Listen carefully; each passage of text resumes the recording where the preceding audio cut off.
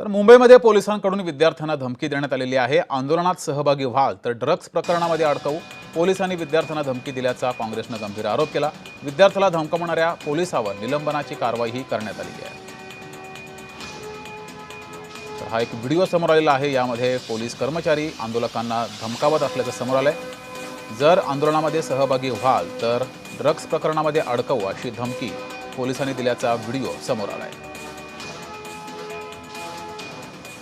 इधर वापिस अगर किधर मिला नहीं नहीं नहीं तो नहीं फिर मेरे साथ बेकार आदमी नहीं बिल्कुल नहीं बिल्कुल। मैं डायरेक्ट 50-50 ग्राम पाउडर डाल देगा कि जेब में। अरे नहीं नहीं हाँ, नहीं फिर गया क्या, जिंदगी गया। अरे नो जामीन।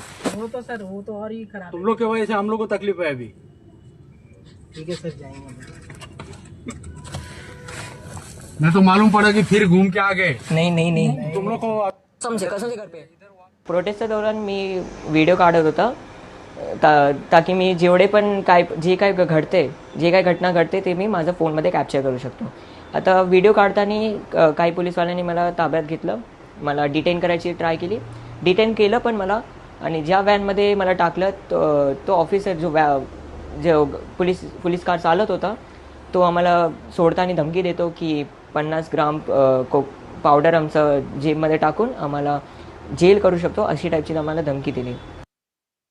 असा एक व्हिडिओ समोर आलेला आहे। त्याची चौकशी चालली आहे, पण चौकशी सुरू असताना त्या पोलिसावर कारवाई करण्यात आलेली आहे आणि त्याला त्या ठिकाणी पोलीस स्टेशनमधून काढण्यात आलेलं आहे आणि चौकशी चाललेली आहे।